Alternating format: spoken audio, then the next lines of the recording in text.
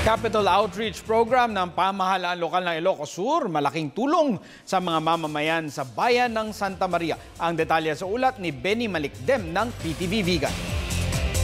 Maituturing na isang malaking biyaya ng mga mamamayan ng Santa Maria sa lalawigan ng Ilocos Sur ang paglulunsad ng Capital Outreach Program ng Provincial Government of Ilocos Sur sa pangunguna ni Governor Ryan Luis Singson at Vice Governor D.B. Sabellano at lahat ng ahensya at departamento ng nasabing lalawigan.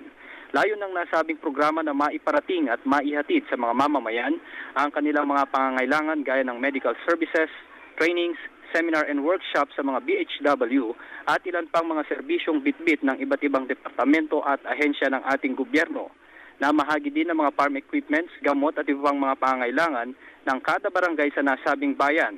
Nagkaroon din ng medical mission at legal services sa lahat ng mamamayan. Ilan lamang ito sa mga serbisyo at biyayang handog ng Capital Outreach Program bukod pa sa kasiyahang dala ng nasabing programa na dahil nga dito ay minsan nang naparangalan ng Provincial Government of Ilocos Sur bilang Best Poverty Reduction Implementer noong mga nakaraang taon. Mula dito sa PTV Ilocos, ako naman Benny Malikdem para sa Telebisyon ng Bayan.